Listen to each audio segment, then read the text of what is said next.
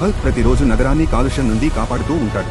కార్ఖానాల నుంచి వస్తున్న నల్ల పొగను తన ఊపిరితిత్తుల్లోకి లాగి శుభ్రమైన తెల్ల గాలిగా మార్చేస్తాడు. ఎండిపోయిన చెట్లపై అతని చెమట చుక్కలు పడగానే అవి పచ్చగా మారిపోతాయి. ప్రజలు ఆనందంతో హల్క్ మన ప్రకృతి దేవుడు. నగరంలోని పెద్ద బొటానికల్ గార్డెన్. హల్క్ అలసటతో చెట్టు కింద నిద్రపోతున్నాడు. చీకటిలో ఒక నీడ ప్రొఫెసర్ వన్ స్ట్రైక్. అతని యంత్రం హల్క్ శరీరంలోని గ్రీన్ లైఫ్ ఫోర్స్ ను నెమ్మదిగా లాగుతుంది. హల్క్ శరీరం బలహీనంగా మారిపోతుంది. ల్యాబ్ లో అమెజాన్ అడవి విష మొక్కలు. గ్రీన్ లైఫ్ ఫోర్స్ వాటితో కలుస్తుంది. భారీ పేలుడు శబ్దంతో ఒక భయంకర రూపం బయటకు వస్తుంది. ముళ్ల లతల శరీరం, విషపూరిత పూల కళ్ళు, మట్టి ఛాతి. ఉదయం కాంక్రీట్ రోడ్లు చీలిపోతాయి. భారీ ముళ్ల చెట్లు పెరుగుతాయి. లతలు భవనాలను చుట్టేస్తాయి. పసుపు విషపు పొగ ప్రజలను కింద పడేస్తుంది. హల్క్ రక్షించడానికి వస్తాడు. ప్రజలు దగ్గుతూ అతనిపైనే అరిస్తారు. నీ వల్లే ఇది జరిగింది. కీటకనాశిని సీసాలు, రాళ్లు విసురుతారు. హల్క్ కళ్లలో బాధ. అతను నేల కింద ఎండిపోయిన గుహలోకి వెళ్తాడు. గుహలో ప్రాచీన వేర్లు, విత్తనాలు. హల్క్ పరిశోధన చేస్తాడు. అతనికి అర్థమవుతుంది, టైటానియం వుడ్ కట్టర్ ఆర్మర్ కావాలి. బలమైన లోహం, ప్రాచీన ఓక్ చెక్కలు. భారీ ఆర్మర్ తయారవుతుంది. చేతుల్లో తిరిగే భారీ ఆరిలు అమర్చబడి ఉంటాయి. హల్క్ యుద్ధానికి బయలుదేరుతాడు.